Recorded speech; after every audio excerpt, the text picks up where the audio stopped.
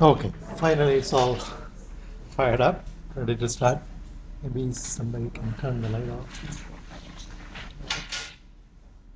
Thank you. Are there any questions for me before I begin? So how was this assignment? Easy? Not bad? What does it mean? Can you say something more about, was it difficult or was it long or? Okay, so the question is, how do I get What exactly the question was asking? Kind of confused. Okay. Trying to figure what you were looking for. Right. I feel like the problem statement wasn't like clearly defined as it was in some of our homework. Okay. I think it's important that you give me these comments back so that I can fix it at least for the next time around. Yeah. Right. Many of the problems, I think, at the end of chapters in Burstable and Lightfoot are problems of this kind where you have to make approximations based on the rectilinear flow to analyze a problem that's slightly more complicated. So one of the challenges which I thought would be the problem would be to know what kind of approximations are acceptable. Okay. And the thing that Burstable and Lightfoot do very well is they take you through the steps. Part A, you show this. Part B, you show this. They actually give you the final result as well. In this one, I didn't do that. I just deliberately left it vague. So if I had given you the target, probably it would have been a bit more easier. As I just said, assume a parabolic profile, global continuity. Maybe that's the first time you've heard of this global continuity. Yeah, that's right? What I couldn't figure out what it was. What does it mean? Right? Okay. But the COMSOL part I hear was fairly easy. Okay? Okay. Did anybody get to? Just trying to figure out how to get the map.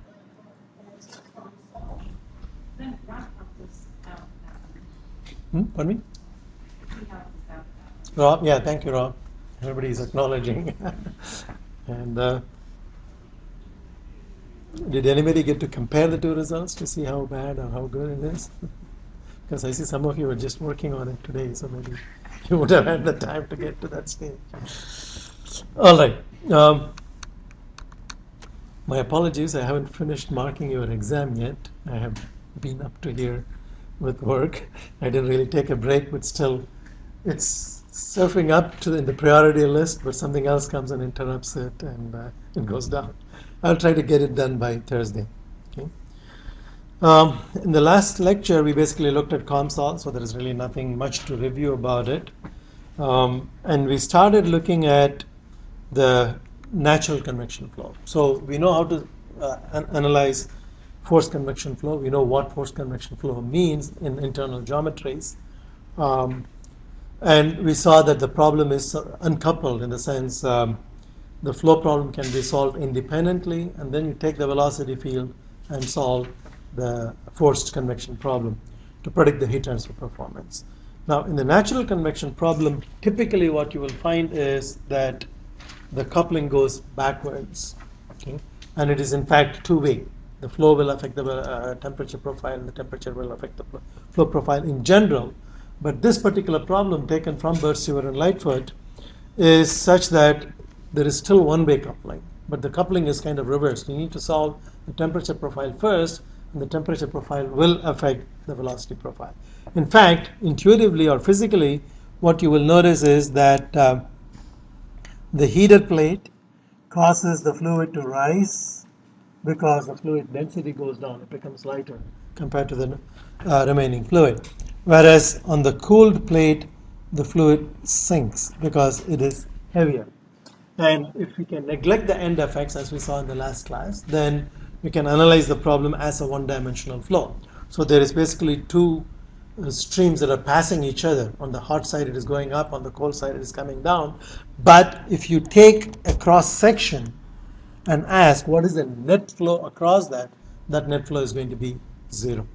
Okay, and so we made the postulate that the temperature profile is one-dimensional and the velocity profile is also one-dimensional. That's a postulate. It is not valid near the ends, but in the center of a very large vertical plate, that would be true. And of course, G is acting downwards, gravity vector. Okay, so in the Z direction. So this is our coordinate system. Z is going vertically up and Y across the plate, and perpendicular to the plane, X coordinate is infinite in extent. So that's what allows us to make the approximation that there is no variation in the X direction, there is no variation in the Z direction, there is only variation in the Y direction. Okay, so this is then the postulate for the velocity profile, one-dimensional. Okay, so when you take the Navier-Stokes equation and simplify it, you will get only the Z momentum equation, because Z is the direction in which the fluid is moving, and that Z momentum equation has 3 terms in it: the viscous term, viscosity, on the left-hand side, and then the pressure term, the pressure gradient, and we have to examine what the pressure gradient actually does, and then the rho g term. This is important. Typically what we will do is we will say the pressure gradient balances with the gravitational head to give you the hydrostatic head, and we drop that and we treat the pressure as the dynamic pressure. In this case, we cannot afford to do that. Okay? For example, if I set the right hand side as equal to 0, then there is no flow. If the two walls are stagnant, there is no flow. So what is the source of driving in this particular case? What drives the flow? And that is the density. Okay? So there is a density gradient with respect to temperature. So the density varies with temperature. If I heat or cool, the temperature affects the density, and the density affects the velocity field. Okay, so we are going to do a Taylor series expansion. So now we are looking at the mathematical way of formulating this problem. So the Taylor series expansion for density is written in such a way that I treat density in general as a function of some nonlinear temperature. So if I plot density versus temperature, as the temperature increases, the density should decrease. So it may do something like this. Okay, but what I'm going to do is I'm going to linearize the function. And so that linearization is valid only over a small range of temperature. And that linearization is done using a Taylor series expansion.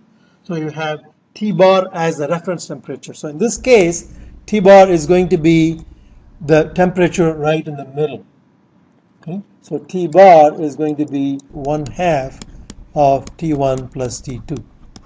T1 is the cold temperature, T2 is the hot temperature, and the average temperature inside the channel is T bar, and that's going to serve as my reference temperature. So it's the density at the reference temperature plus the rate of change of density with respect to temperature multiplied by T minus T bar plus the higher order terms in the Taylor series expansion. But I'm going to ignore them.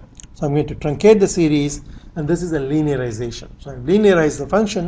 Graphically, what it means is when the graph is a curved section, I'm taking a straight line portion of it around the reference point T bar. Okay, around the reference point T bar. And so if I go far away from that, this approximation will not be valid. Now, when you're doing it in COMSOL, you really don't care, because you can put the entire nonlinear expression for density as a function of temperature. When you're doing it analytically, unless the problem is linear, we cannot really solve it. So we do the linearization. Okay, so d rho dt, we manipulate it. For example, the beta bar is the coefficient of thermal expansion. That's a definition. That simply says what is the change in volume per unit temperature. So the change in volume is delta V, and original volume V is V, and the change in temperature is delta T. So from an equation of state, if I want, I can calculate that, but it is a property of a particular fluid. Okay, so it's typically tabulated. That's what we call the coefficient of thermal expansion. Now remember that rho, the density, is 1 over V, the specific volume. So using that relationship, when you substitute for V and take the derivative, you will get this, that is the same as minus 1 over rho d rho dt. So So these are exactly the same expressions using the relationship that the density is 1 over specific volume, the inverse of the specific volume. Okay, so that's what we get. And this approximation is called the Bose-esque approximation.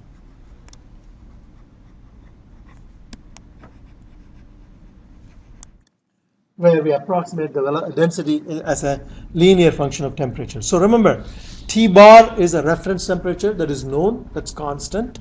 Okay, and beta bar is the coefficient of thermal expansion that is known, and rho bar is the density at the reference point. That's also known, that's a constant.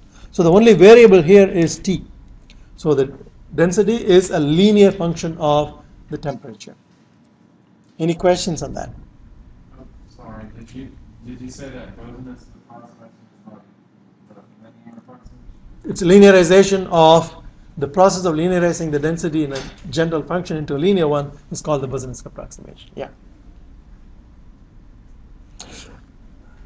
Well, there is a little bit more to the Bose-esque approximation. One part of it is a linearization. The other part is you make this linearization only in the body force term, where it matters. Density also appears in other terms in the equation. Where does it appear? In the initial term, okay? Rho times dV dt. Okay, so there we will assume rho to be equal to rho bar, the constant density.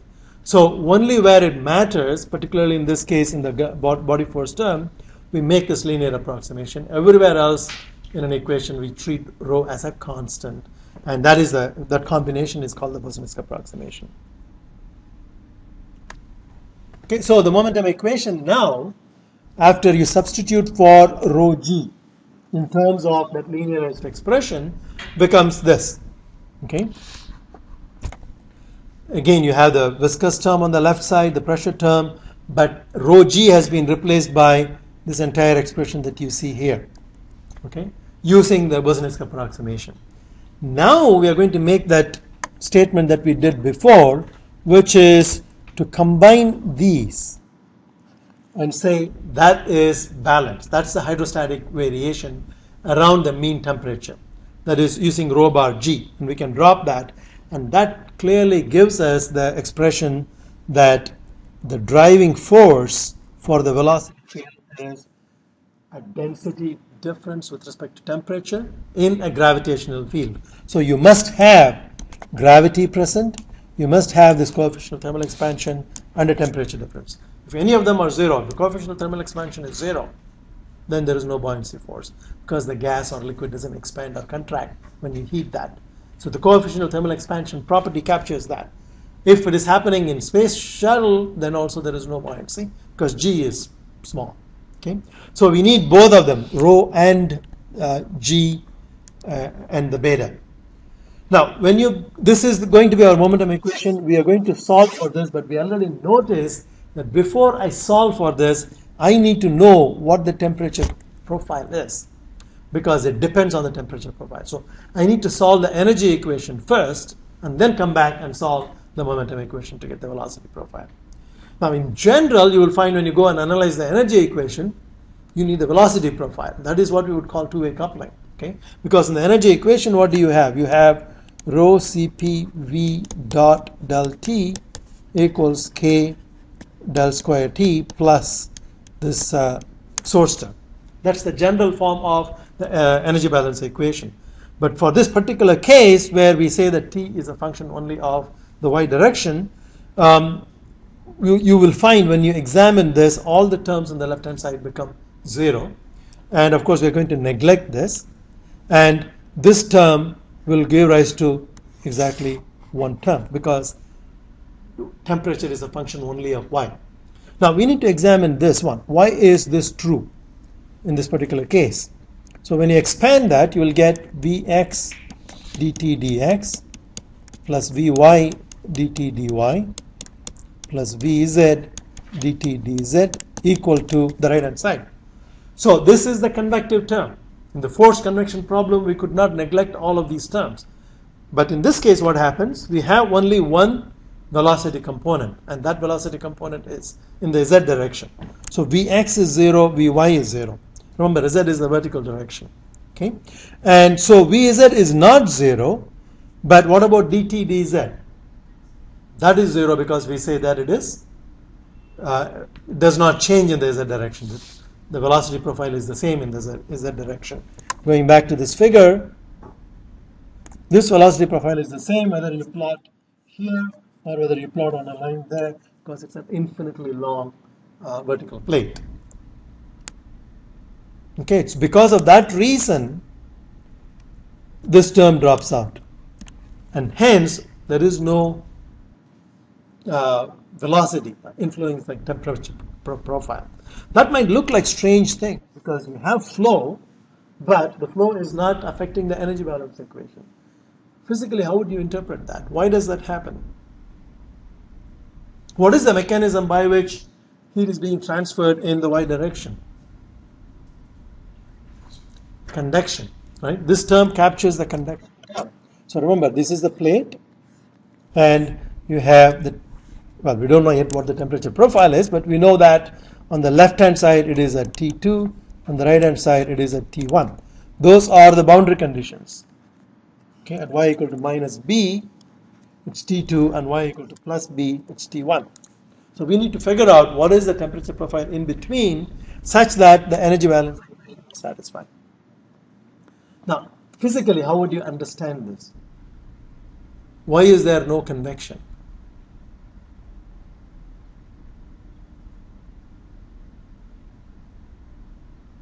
Are you following the question? We are calling this as free convection. Obviously, there is convection there, right? But the velocity field does not affect the temperature field at all, because we just showed that this entire term, the convective term on the left-hand side of the energy balance equation, is 0. Okay? So what does that mean? If I take, for example, a fluid element here and a fluid element there, this fluid element is going to go up because there is convection. It is being carried. Okay? But is it carrying with it an energy that is changing in that direction? No, that is not. Okay? The energy content here is the same as the energy content there. Okay? Whereas in the heated pipe problem, we saw in the axial direction the energy content is continuously increasing. Okay? So in this case, the energy enters through this phase by conduction, leaves through this phase by convection, but none of it is being carried as the fluid moves, because the basic assumption that we made, that it is a fully developed flow, there is no temperature variation. Okay? And so physically the way that we understand it is that convection is the only mechanism that transfers, pumps heat from the left plane to the right plane. None of it is carried in the vertical direction. And that's why we don't have any convective term in the energy balance equation. That's developing the equation, trying to understand the physics a little bit, but now the mathematics starts. You just integrate it twice. That's very easy to do. It's a constant coefficient. So when you integrate it twice, you're going to get a linear variation in temperature. Integrate once, you'll get dt dy equal to constant.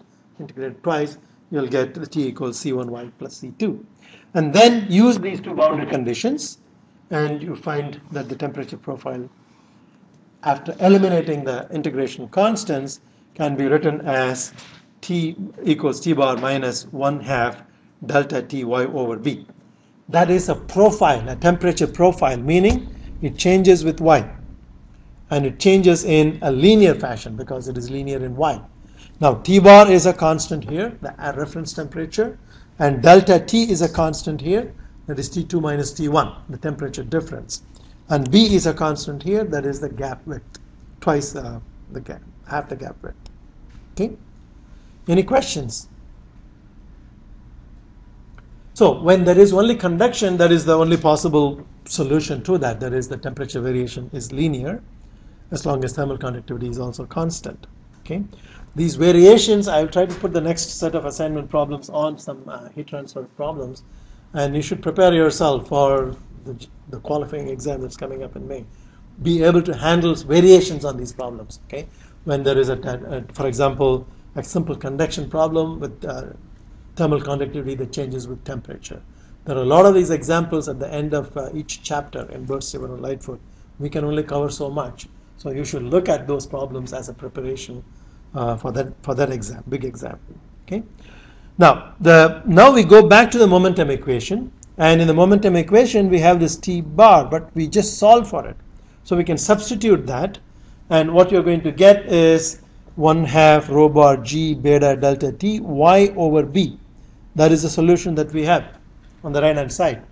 Okay, so this is still a linear constant coefficient differential equation, okay, because these are all constants, okay, including this. B is a constant. So on the right hand side the only variable is y, so you can separate that, and when you integrate this twice, what do you think you will get for y?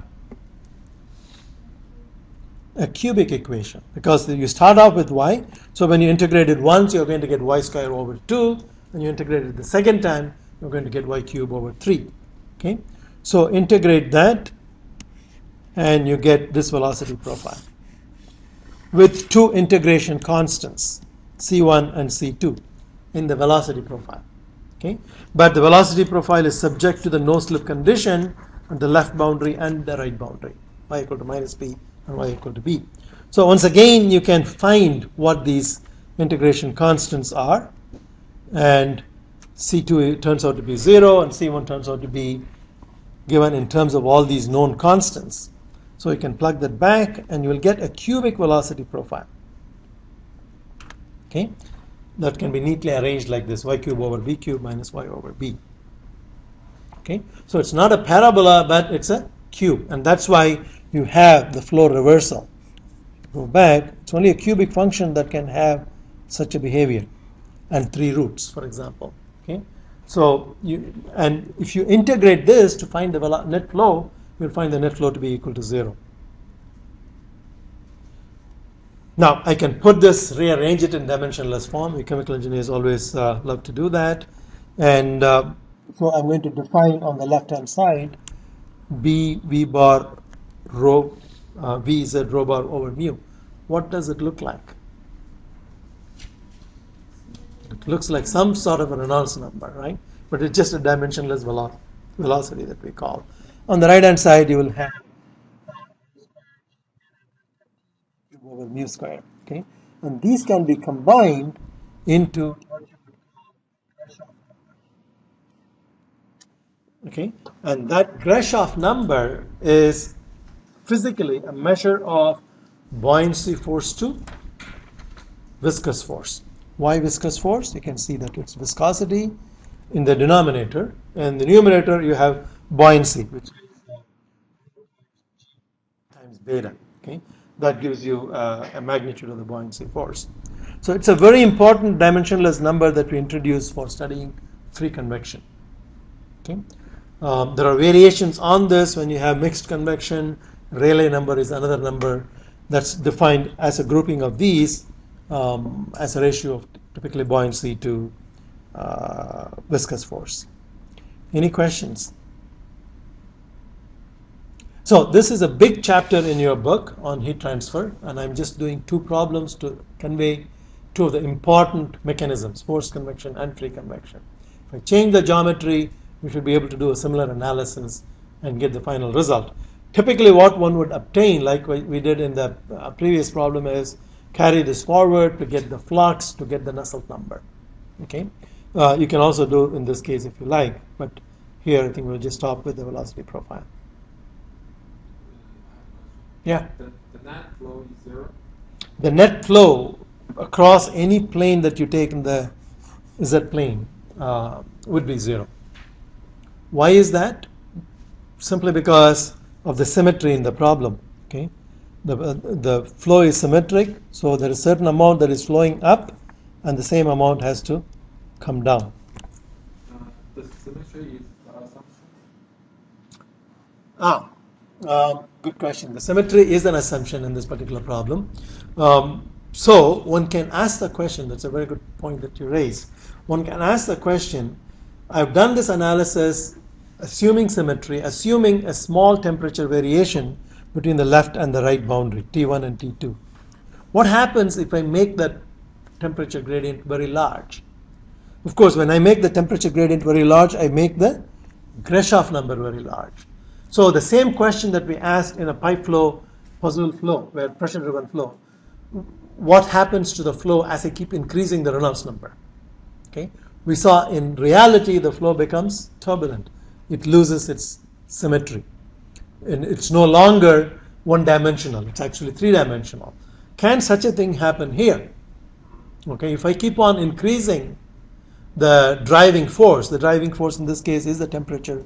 All the others are properties, right? I cannot change the density. I can change to some extent by selecting the fluid, but once I select the fluid, rho is fixed, G is fixed. So in an experiment, the thing that I can change easily is T1 and T2. So if I keep increasing the delta T, will the flow remain laminar? Will the flow remain one-dimensional? And the answer to that is no, it will turn turbulent once again. There will be a certain critical Grashof number at which this symmetry will be broken. Okay, so I might have a flow that looks like this. Okay, but still, if I have a very long tube, long plate, at both ends of which I have closed end. If I take the flow even of that not symmetric velocity profile, what should be the net flow? Still be zero, okay, because it's a closed system. That's the reason why it is zero. Okay? If you keep those questions coming and in your own mind as well and keep thinking about it, a lot of these things will get clarified even more. Okay? So you should not just be passively receiving it, but put some questions from time to time. Okay? So we'll come back to this when we do, after we prepare ourselves to look at two-dimensional problems and look at boundary layers. Okay? So boundary layers in natural convection, boundary layers in forced convection, etc. Now I want to go to chapter 18, where we're going to do a few mass transfer problems, one-dimensional mass transfer problems. Okay?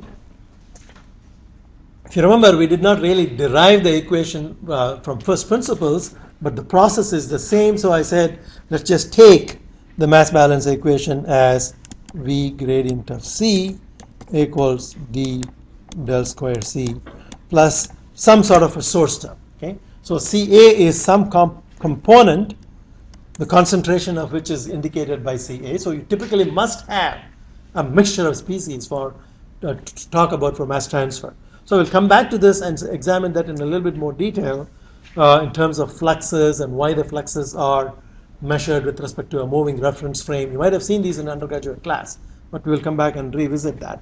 But for now, the equation looks exactly the same. This is the convective part, convective mass transfer. Convective meaning mass transfer accomplished by a movement of the fluid. This is the diffusive mass transfer, and this is the reaction term. For example, if there is a chemical reaction, the species disappears or forms, then I will have a source term like this. And it is the similarity in these equations that is exploited in packages like COMSOL, because the template of the equation is the same. Once I write a solver to solve this equation, I can solve any number of species, I can solve temperature, etc. The problem that we are going to look at is dissolution or absorption of a gas into a liquid. Okay, and this is again a kind of a contrived example because we want to simplify it. So what we have is a plate. Okay, and it's an infinitely long plate. So we idealize to reduce it into one-dimensional problem. And this is a problem that you did in one of your assignments. And this plate has a thin film of liquid that is flowing down, kind of touching, hugging it. Okay, and you know how to solve for the velocity profile. We have already done that. And the velocity profile is this kind of a quadratic profile once again, part of a parabola. But this is the free surface. This surface is the free surface.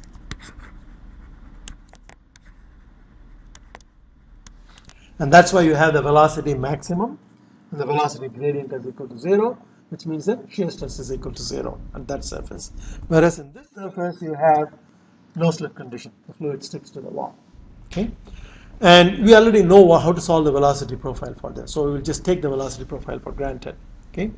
And what happens is this, so there is a gas or air, and that gas has some species dissolved in it. Think of it as absorption of sulfur dioxide or carbon dioxide in air. Okay? So you have in this mixture, you have air and carbon dioxide, and you want to dissolve the carbon dioxide selectively into the solution. So that solution may be water or ME, okay, that preferentially dissolves the particular species. So the concentration profile in such a scenario is going to be like this. This is the interfacial concentration, Ca0, and the concentration deep inside the liquid is 0 because you are feeding in fresh solvent. There is no dissolved material in that. Okay, so the concentration profile is going to look like something like this, as you've seen in the picture here. Terrible drawing. You get the idea, picture, what is happening physically. I have a question for you. What do you think Ca0 will be?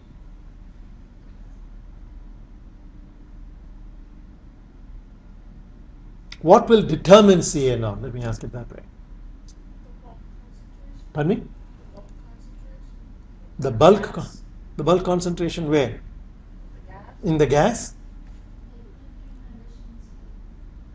Good point, yeah? At equilibrium, the solubility will decide what will be. That's excellent. Okay, both are right, but you are more right than you are. It depends on the situation. I need to clarify it. What does it depend on? This is the two-film theory that you have seen in mass transfer, right? The two-film theory, what does it say? There is a bulk concentration of material in the gas, and the gas diffuses from that to the interface. So if you plot the concentration, here the concentration may look like that. Okay, and so at the interface, it is the solubility that determines what the concentration is always. Okay, and if the gas phase resistance to diffusion is negligible, meaning if I have a pure CO2 there, then it's a solubility that will determine exclusively. Okay, but if there is a gradient in the gas phase, then the change in composition will be like this, but still the interfacial concentration will be determined by solubility, because that is the maximum amount the liquid can take. Okay, so that's a much more precise answer in that sense. And from there, the concentration inside is 0. So for example, if the concentration at the entrance, it will be 0 everywhere, because it's coming as a fresh fluid. There is no dissolved gas in there. But as you go down and down, you will see that the concentration profile develops.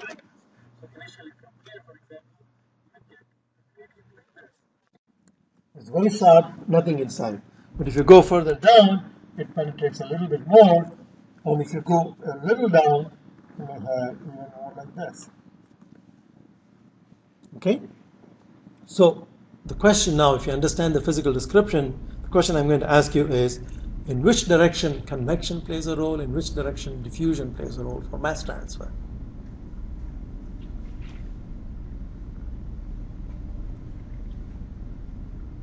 Convection is this is the Z. Yeah, the down is the Z direction. Convection is in the Z direction and diffusion is X direction, exactly. Okay, so in the X direction, the species gets in only by the mechanism of diffusion. Why? Because of the nature of the velocity field. What is the nature of the velocity field? So we're going to say that Vz exists. It's a function of x, and Vy is 0, and Vx is 0. So there is no velocity component in the X direction. So there is no convection in the X direction. This is a thin film. Again, it is valid only under very low flow conditions. If I keep increasing the flow rate of the film, you will get ripples at the interface. Then you get two-dimensional flow. You get both X and Y component. Okay, but in the idealized condition where this thin film is uniform, I have no Y component and no X component. So only convection plays in this. Convection plays a role only in this direction, and diffusion plays a role only in that direction. Okay, the next question. What would this concentration Ca depend on spatially? Which directions would it depend on? Would it depend on time when I'm doing an experiment like this? It's not a steady state, then it will depend. If it is not a steady state. So the flow is steady. The thing is exposed to a constant concentration, steady. So I'm not changing anything in an unsteady fashion, right? So it's going to be a steady mass transfer problem. That's you need to deduce from the description, or you need to ask, is there anything that's changing? Am I oscillating the inlet flow rate, for example? Okay, I can introduce time dependence that way. Okay, so in this case, there is no time dependence. Would CA depend on x direction? Yes. Obviously, right? Would it depend on the y direction? No, because it's perpendicular to the plane, we say it's infinitely long. How about the z direction?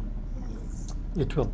Okay, so immediately you can say, oops, I have a PDE to deal with, partial differential equation to deal with, right? Because CA is a function of both x and z. Okay, the velocity field was easy because it is only one velocity component. It depends only on one dimension. We are saying that it's a fully developed profile. Okay, that's again an assumption, and so that's easy to solve, which you have already solved. That would be our starting point. We are not going to solve this. This is the velocity profile.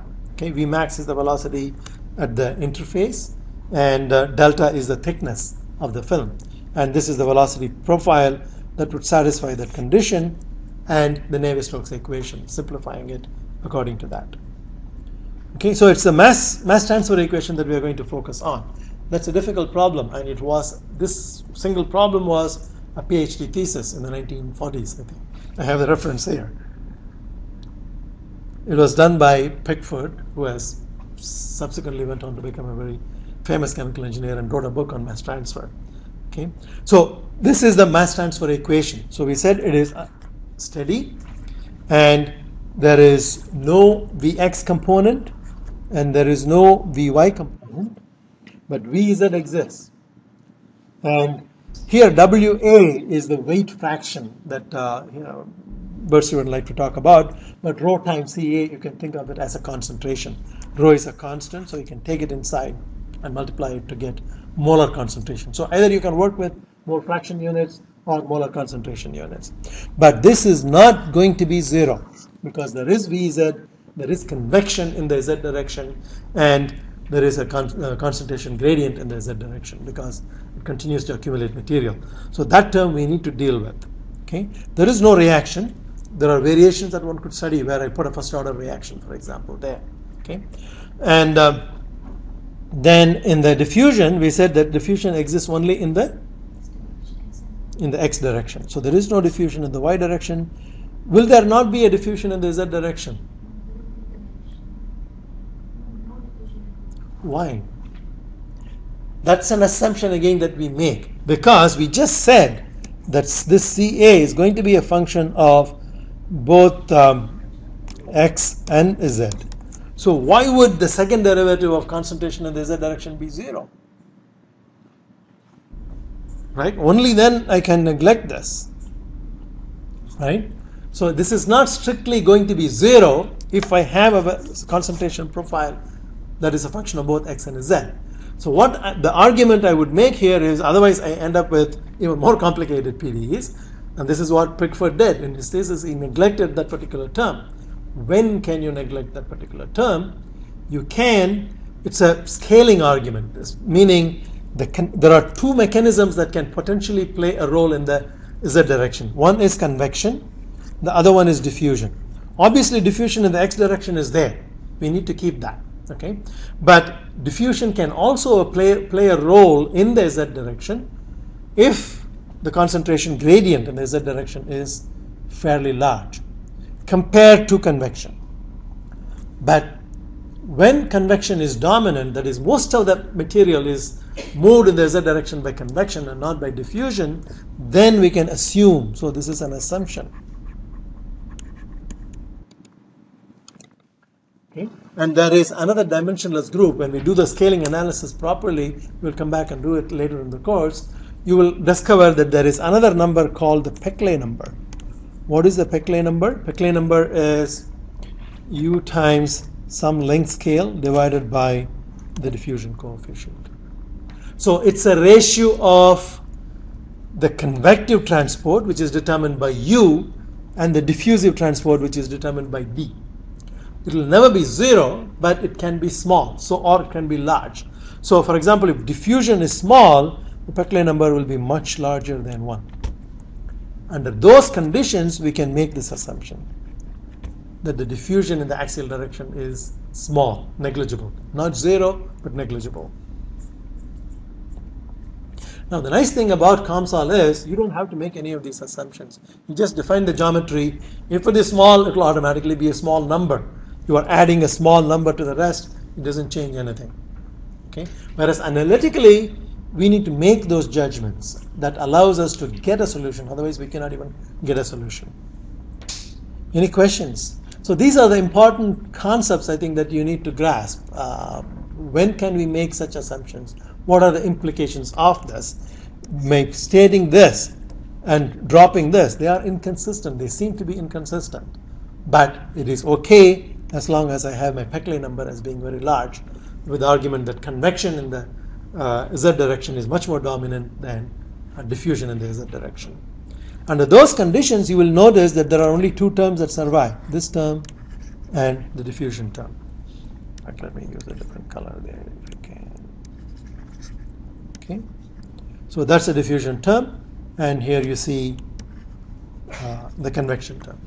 But that is a partial differential equation. Solution of that, it's linear, and what complicates it is this particular term. The Vz that you see here has to be replaced by the known velocity profile. So what kind of coupling do we have? Does the velocity affect the mass transfer? Yes. Does mass transfer affect the velocity? No. That is, velocity field is independent of the mass transfer field. Is that a good assumption?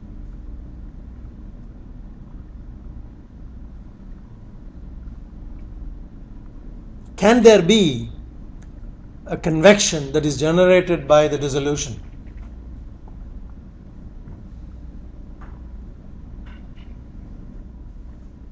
Now, in this case, it's convection dominated because the film is falling very fast. So this analysis is very good, but I'm asking you to think about, can you conceive of a situation where there could be a convection flow that is generated by a concentration gradient?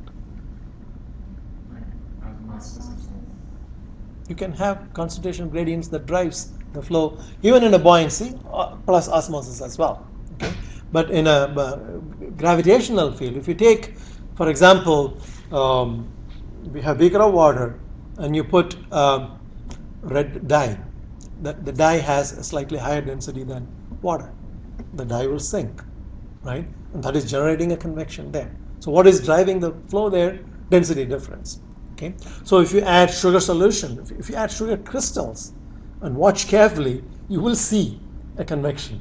Okay. If you add salt to water, or if you add sugar to water, as it dissolves, you will see that there is a convection that is set up by the concentration, because concentration gradient gives rise to density gradient. Okay, and if you have gravity and density gradient, immediately it sets up a convective flow. But in this case, that coupling is very weak because the flow is dominated not by the velocity that is induced by the density gradient. So once again, we neglect that term, the ρg term, in the momentum equation to get this velocity field. So that is this. Here I have the reference, R.L. Pickford, PhD thesis, 1941. Okay, so it's just a separation of variables. You can get a solution, get the concentration field. Once you get the concentration field, you can get the fluxes. You can get the Sherwood number, the mass transfer coefficient, if you like, as an analytical solution to this particular problem. But that's a lot of work. Okay, because it requires you to solve it by separation of variables. The book by Trable on mass transfer has the solution to this particular problem, taken from Pickford's thesis. But what we are going to do, following Burt, Stewart, and Lightfoot, is look at some asymptotic limits. Okay, one of the asymptotic limits is low solubility. Case 1, low solubility of gas in the liquid. The gas does not have appreciable dissolution rate. What that means is that the concentration does not penetrate into the liquid. So if this is my liquid, this is the interface, the concentration is going to be only like this, meaning it's going to be flat. There's no material.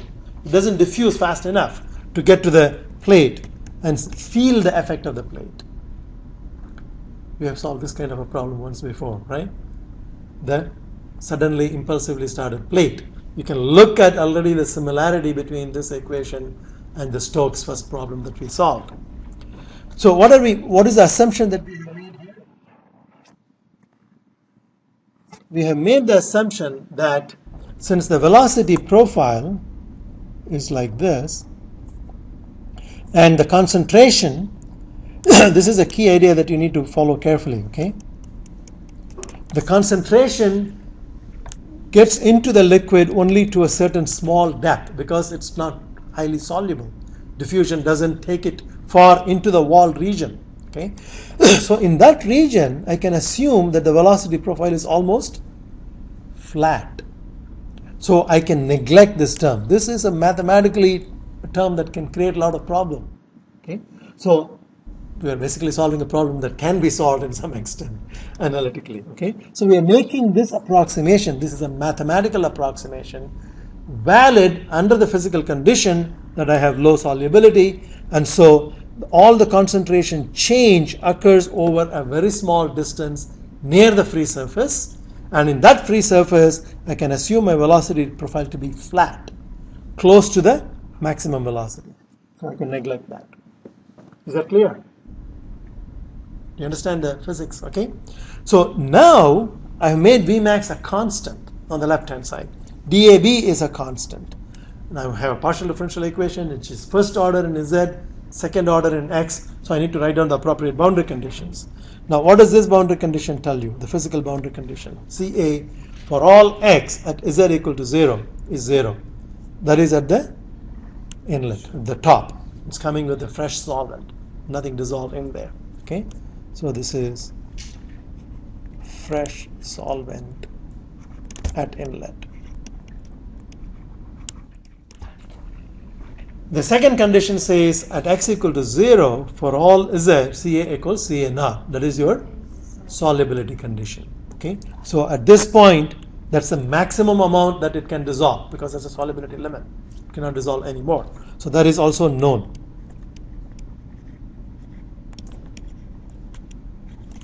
What does the other condition tell you? Ca as X goes to infinity.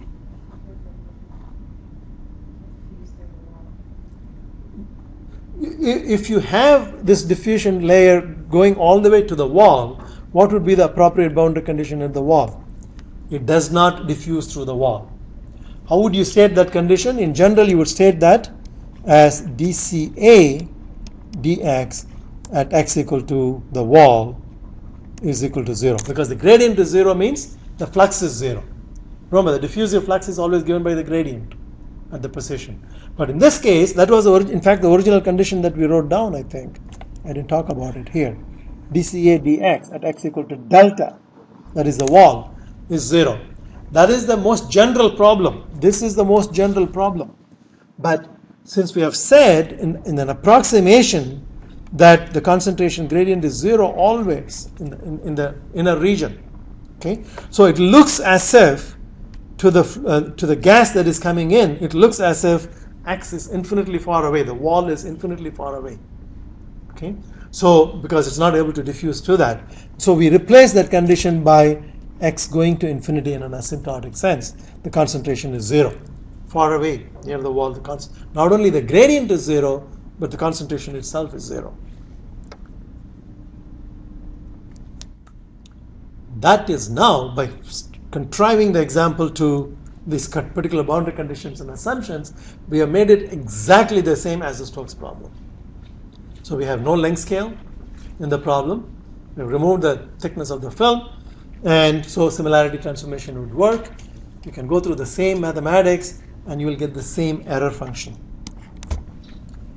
So mathematically these two problems are identical. Okay, so you get, in this case, you get the velocity profile. Previous case, we interpreted that as a constant. Previous case, we interpreted as a velocity profile. Here it is the concentration profile, but it is given as an error function. And instead of the momentum diffusivity, the kinematic viscosity, here we have the mass diffusivity, DAB. Okay, and previously we had, do you remember what we had on the left-hand side here? In an impulsively started plate, You cannot afford to forget. You still have the final exam.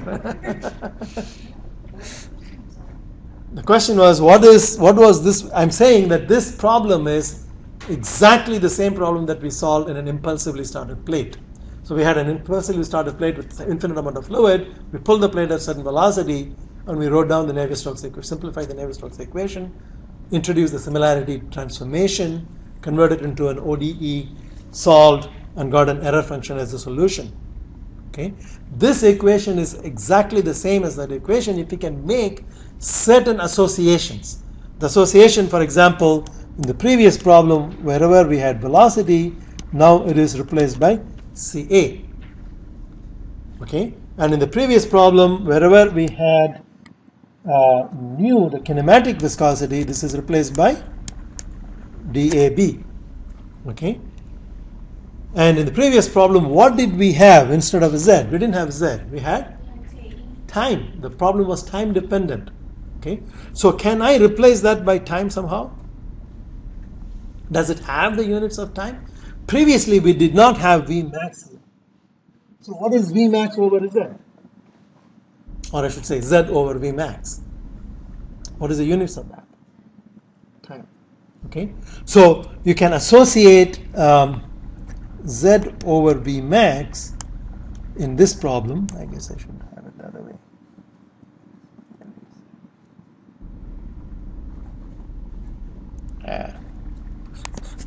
So in the flow problem, it was T. In the mass transfer problem, remember Vmax is a constant, so I could write this particular term as dCA divided by d of Z over Vmax, because Vmax is a constant, right? I could do that. And the meaning of Z over Vmax is time. What time is it? It's the time it takes for a fluid element that is near the surface to travel a certain distance. So if you tell me the distance Z, and if you tell me what is the velocity, then I can find out how long it has been exposed to that gas. Okay? And that is the exact association between the two problems. So once you recognize that, you can immediately take that solution and map all the variables and write the solution as the error function. Okay? Again, there is a lot of math, but it's a repetitive, the same process that we did before. So with the similarity transformation. Any questions on that? No? Okay, now I've got the velocity profile, and the concentration profile, and the concentration profile would be something like this.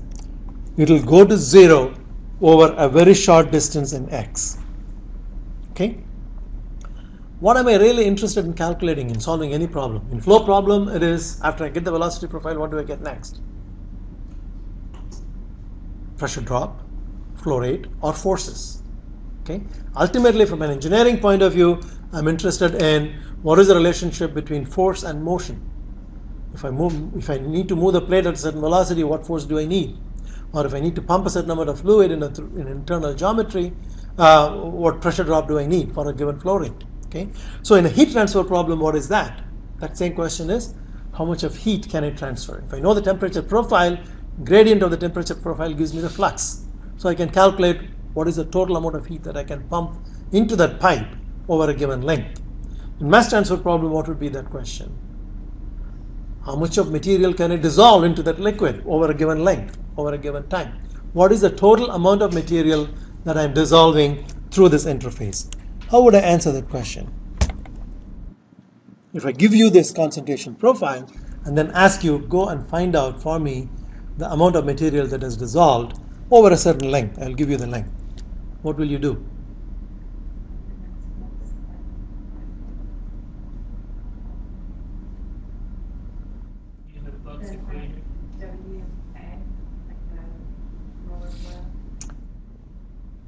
But how would you that's what we want. We want the molar flow. Then you just Plug in into the well, you have your flux equation. exactly the flux equation. Okay. Once you have the flux equation for heat transfer was Q equals minus K dt dN, and the flux equation in terms of fluid mechanics was tau equals mu times a complicated set of gradients of velocities because it's a tensor. But in the mass transfer, this Na is going to be written as the fixed law of diffusion, okay, minus dAB times gradient of C, the normal derivative of C. But I know this concentration profile, so I can take the derivative along this line. Once I have the derivative, I plug it in there. I know the diffusion coefficient, can calculate the flux. Once I know the flux, I know the area. I get the amount, the rate at which I am dissolving this material. Okay, so that is the objective of solving all these transport problems, is to get those macroscopic quantities. And so the way that we are going to do that is the flux at x equal to 0 at the interface is given by minus dAB times dC dx. This is the fixed law of diffusion. Now I know what the concentration profile is. I just solved for it. So I plug that in and I take the derivative of that error function. And you will find that this gives you the expression in terms of known quantities. What does it depend on? Of course, it depends on the solubility. It depends on Vmax. Why should it depend on Vmax? It has to do with the exposure time. Like in fact, Vmax over Z is your exposure time. Okay, so if the velocity is moving very slowly, you have long exposure time, then you will have more material absorbing into it. Okay, and of course, it depends on the diffusivity as well. Okay, the next question is, once I know the flux, I can multiply it by the area. But when I do that, I need to recognize that this flux is not going to be constant on the free surface. Will it increase or decrease with length, with Z? Okay, so this is the free surface. My question, intuitive question after understanding all this is, if I take a slice here and calculate how much of material is dissolved, and if I take a slice here and calculate how much of material is dissolved, which one will be more, 1 or 2? I'm sorry, 1 I labeled it at the bottom. The flow is this way. Now by elimination, she says 2. Why? The exposure time is the same because the velocity is the same. I'm taking the same length. I've kept the exposure time the same. I've kept the area the same.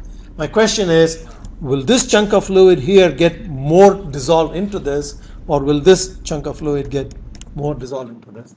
What does it depend on? And how can I answer that question? 2. Why 2? It's correct. Why 2? Because the profile is more sharp. So Exactly. That's the sharp answer to that question. The gradient is higher. The gradient is the one that determines how much of material is going to dissolve. Okay, because the surface is exposed to a constant concentration CA0. So what happens on the gas side really doesn't influence, but what happens on the liquid side? If I have a sharper gradient, that means I can take more material by the diffusion process. So as time progresses, or the fluid keeps moving from here to here, the concentration gradient becomes less and less. And if I have an infinitely long thin film, what do you think would happen at the bottom? Would this solution be valid? 2 questions. What would happen at the bottom of an infinitely long wall? It will saturate everywhere, right? Because what is the maximum concentration that it can take? CA0. So it was CA0 here, and it was 0 here. The concentration was like this, right? But if you have an infinitely long plate, it will just continue to absorb. The concentration profile will become like this, will become like this, and then all the way like that. Will the solution be valid? Why? We have made the assumption that the concentration at the far stream is 0. Okay? And that will not be valid the moment the concentration begins to rise at the wall. The gradient will be 0. The concentration itself at the wall will not be 0. Okay? So this solution will become invalid once effect of the wall is felt by the concentration that is diffusing in the x direction. Does that have anything to do with like the velocity of the wall too, or not so much? Well, that's a good question. You can either have an infinitely long wall, or you can have such a slow flow. The same thing can be achieved in 1 meter, right? So it is the relative time, the exposure time, that is important. That's a very good point. Yeah.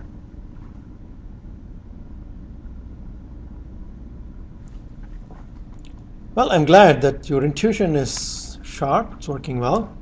The mathematics, I still, once I grade the exam, I will know how you're doing in the mathematics part. Okay. This one, I guess historically, you should know that this is called the Higby penetration model, where he used, and you might have come across this term in undergraduate mass transfer course. There are mass transfer theories. One is called the surface renewal theory. The other one is called the penetration theory, etc., which tries to relate what would be the flux as a function of the diffusion process and the convection process.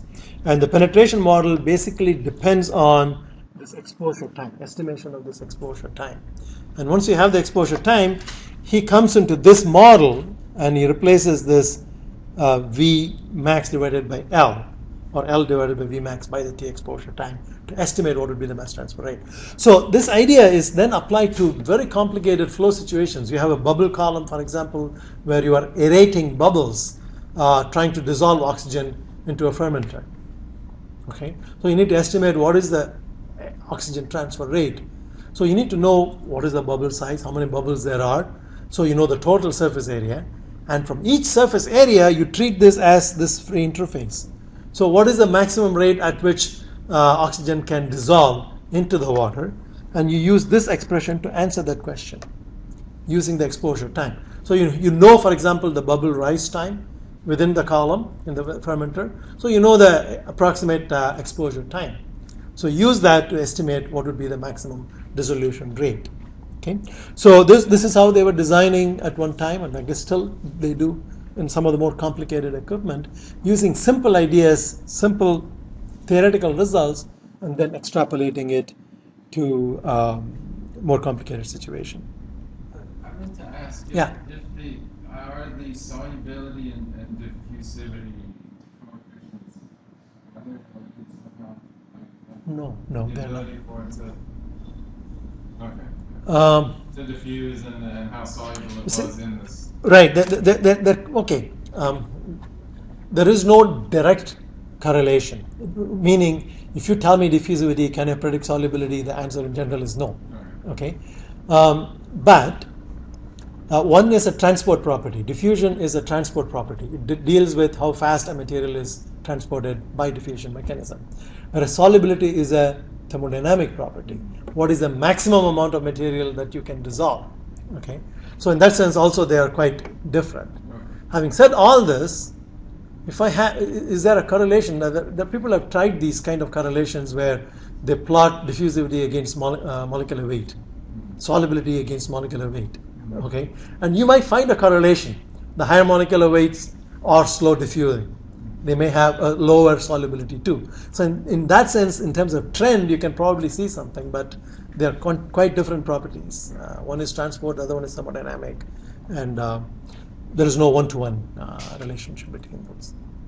Okay. Any other questions? We're going to do the same problem, a little bit more complicated in math. So the physics of the problem is the following. Okay, it's an identical problem. You have a falling film, but instead of the mass transfer occurring from the gas side, now the mass transfer is going to occur from the solid side. You might ask, when am I going to have that situation?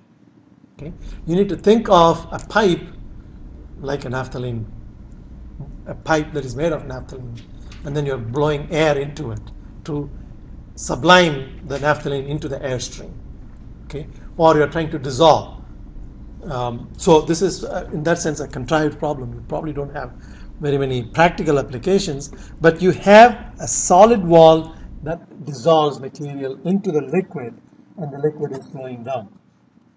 So the attention is turned away from the surface into what happens near the solid. It's a beautiful mathematical problem. What is the main difference that you see between what happens at the free surface to the velocity profile and near the solid wall at the velocity to the velocity profile? What assumptions did we make when we analyzed the mass transfer near the free surface? We said the velocity profile is constant, okay, approximately at the maximum velocity. Can I make that assumption near the wall?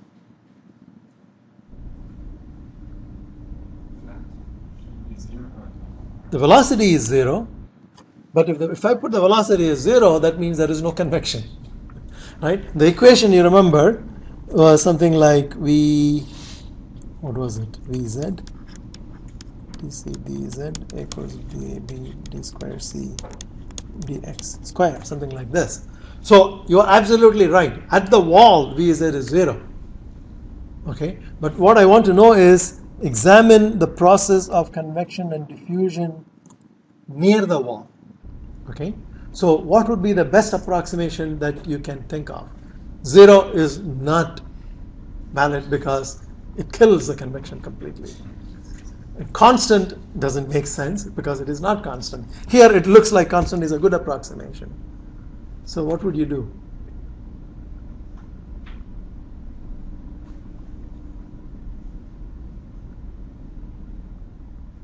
Linearization. We always linearize it. What it means is I'm going to take a slope and say that's the velocity profile. Now, as long as the dissolution rate is very small, that's a good approximation. Okay, but if it continuously dissolves, high solubility from the solid to the liquid and high diffusivity, then that's not true. You have to go back and solve the full problem that Pickford solved. But under the assumption that I have once again low solubility, I can linearize that velocity profile. Not a constant velocity profile, but one that linearizes. And then you'll see that the concentration profile looks like this. So what we see will not be here. Saturation concentration like before. The maximum solubility for that solid in the liquid. Okay, and so the concentration profile then has a sharp change in the core, away from the place where mass transfer is taking place. Okay, so this is what he does. But Stewart Lightfoot, they replace the velocity profile by a linear profile. It varies as linearly with respect to y. Now we need to make a coordinate transformation. Okay, before I go, any questions on the physical description? Do you understand what's happening? A solid is dissolving into the liquid, and we want to examine the mass transfer, the convective and diffusive mass transfer. So once again, convection is in the z direction, and there is diffusion in the x direction. But here we convert that into y because x coordinate was placed from here, and we're going to call this as y. We're going to make a simple coordinate transformation for the velocity profile. Any questions on that? Okay. So the velocity profile remains the same, okay, as we saw before for the falling film, but it is expressed in terms of x, and x is measured from the free surface. Okay, that's x. So what we are going to do is introduce a new variable y that is measured from the wall. Okay, so this is y. So what is the relationship between y and x if delta is the total thickness? That is given by this equation. Okay, all it says is the distance that you go from here to this point, y, is equal to total distance delta minus the x. Oops, I erased everything. Let me draw it in here. Okay, so the distance y is the total distance delta minus the distance measured from the x-axis to the same point. So that is keeping the point same. We are just translating the coordinate from x to y.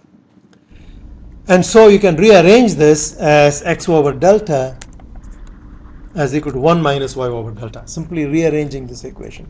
Divide every term by delta and then move the x to the left side and y to the right side. And then substitute this into that expression. where you have x over delta. So you get for velocity vz, rho g delta square over 2 mu times 1 minus what was x over delta square becomes 1 minus y over delta square. Now you do the expansion, quadratic expansion, and the 1 and 1 will cancel out.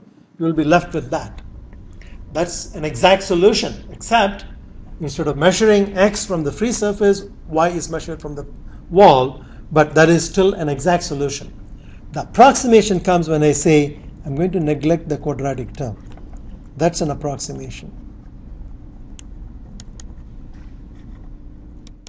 When I make that approximation, the solution will be valid only when the dissolution rate is small and I'm confining my study to the region close to the wall. And that's what linearizes. This is the linearization process. Linearization process is do a Taylor series expansion, neglect all the quadratic and higher terms, keep the linear term.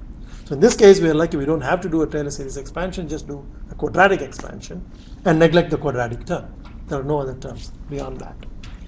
And so this rho g delta over mu is a constant. All our properties are known. So this a is a constant. So my velocity profile becomes simply a times y, where a is a known constant. A is this. Okay. Now from a quadratic to a linear term, I'm able to integrate it without separation of variables. Okay. So it's the same problem with a slight twist on the left hand side. A linear variation instead of a constant. Previously we had the velocity as v max, so it was a constant. Now it's a variable coefficient in differential equations.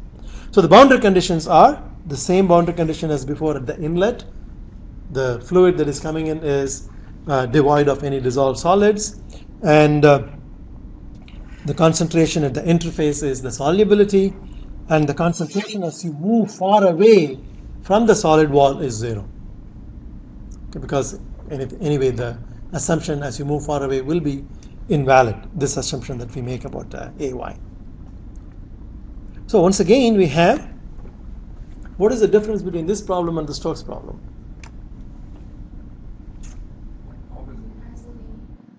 It has the linear term.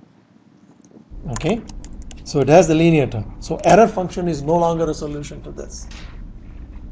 Okay, but there will be some other function, we'll call it with a different name, but you can still integrate it. But the key point, do you think, I guess the answer is staring at you, do you think that I can do a similarity transformation? What are the requirements that you need for similarity transformation? Lack of a length scale, right? So we made this y going to infinity, that is, as I go asymptotically far away from the interface, the concentration is going to 0. So I have lost that delta. Okay, so I can do a similarity transformation. Okay, now if you have to do a similarity transformation, I don't know how many of you have seen an article that I put on Moodle on similarity transformation. No? I should take a nice problem from one of those papers and put it in the exam. I have put an article, a paper that talks about a generalized procedure for doing similarity transformation. Okay, it's a fairly easy article to understand, so I would encourage you to look at that. But here we are going to use hand waving argument, that intuitive approach. You should also develop that to coming up with an expression for similarity transformation. Are we out of time? Okay, we have a few more minutes. The methods that we know, one is Buckingham Pi theorem. You assemble all the variables, put them in a dimensionless form. The next one is the one that is described in that particular article, where you put in an exponent and then try to find out. The third one is the intuitive one, which says, how can I combine these variables in such a way that I can form a non-dimensional group? Okay. For example, I can take CA, divide both sides by CA naught. Both sides by CA naught, that will become dimensionless. Right? CA naught is a known concentration at the interface. Okay. Then everything else in that term should form a dimensionless group. Okay. So if you look at carefully this term y, and you have y squared. Okay. So you have y cubed DAB Z, that is, I'm taking Z to the right hand side. I'm moving everything to the right hand side only dimensionally, okay, to form what kind of group I should form. Okay, so DAB is Z, and then I will have A and YQ. If I put that terms together, what should be its dimension? It should be dimensionless because only other term in the equation is CA. I have dimensionalized that. Okay, so a combination of these should form a dimensionless group. Okay, and that is and that you see that Y cube there. So you can have it like this, or you can have 1/3 power. Okay, so the proposal, the suggestion for the similarity variable is it is Y times A over DABZ to the power 1/3. Okay, and that will turn out to be the similarity variable that will convert this partial differential equation into this ordinary differential equation. Again, there is a one-page algebra to get from here to here. But the starting point is, how do I come up with that? So you can either do that through another 2 pages algebra according to that paper that I've given you, or intuitively looking at it and rearranging it and see how can I form a dimensionless group so that I get a variable out of that, a similarity variable out of that. Maybe we'll stop there and then continue the solution to this and then move on to 2D problem from next class on Thursday. Okay?